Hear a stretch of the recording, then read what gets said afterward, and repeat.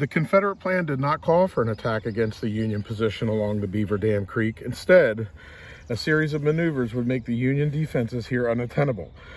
But poor communication and unexpected obstacles caused delays. Lee felt vulnerable. A large portion of his army lay isolated on the other side of the Chickahominy. He decided to test the Union defenses here while his primary plan unfolded. Southern infantrymen suddenly found themselves advancing from the village of Mechanicsburg across the nearly 1 mile of shell-swept ground behind you. Most of the regiments had seen little, if any, combat. Their inexperience quickly became apparent. Some units advanced too far, others stubbornly held their ground along the creek bottom. Long after they should have fallen back, none advanced beyond the creek. The first battle, the most critical campaign in the Confederacy's short history, ended disastrously. A Confederate newspaper correspondent in July 1862 wrote the following: "As you near the Beaverdam Creek, you descend to a road which turns abruptly to the right and left and runs along the edge of the bluff, now the park entrance road. In front of you, the trees and bushes have been cut away and felled. Beyond this, the abatis was open swamp, 80 or 100 yards wide, in which man or beast mired up to the waist." Oh. Okay, we are now walking along the old Cold Harbor Road. Now today, the Cold Harbor Road is actually State Route 156.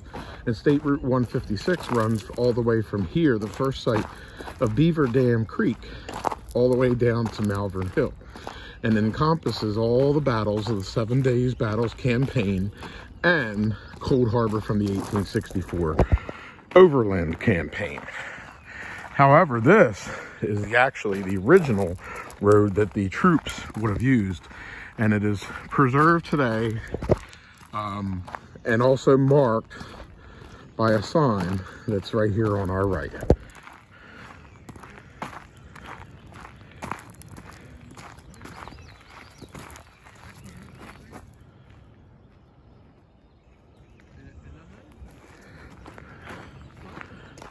Now, of course, the troops themselves would have crossed the creek bed. Today we have a nice bridge that is provided for us, which gives spectacular views of the creek and the battlefield. Again, this is the battlefield of Beaverdam Creek, first battle of the 7 Days campaign, also known as Mechanicsburg.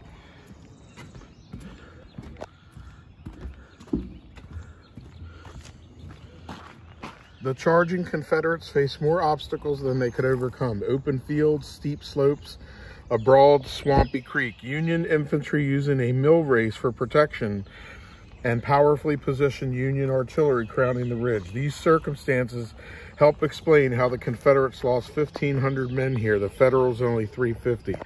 Despite the decisive victory here, the Army commander, George B. McClellan, decided to withdraw to this exposed portion of his force on the night of June 26. Stonewall Jackson's Confederates stood poised to threaten the rear of this Beaverdam Creek position. The first phase of the Confederate plan to drive the Union Army away from Richmond by maneuver had succeeded, but only after a defeat. It was said we were deployed at intervals of 8 or 10 paces along the mill race. The brigade of rebels in close column charged madly down the opposite hillside, rushing unhesitantly across the narrow valley that intervened. They were about to ascend our hill when one of our regiments, which lay concealed in a position near the base, arose and poured such a murderous volley into the rebel ranks that they broke and fled in dismay. This is the site of Ellerson's Mill. The foundation of the mill was located in the depression below the roadbed. The mill race that supplied the water and power to the mill was built along the base of the hill, and remnants can be seen today. The mill pond was located just behind the modern Route 156 bridge.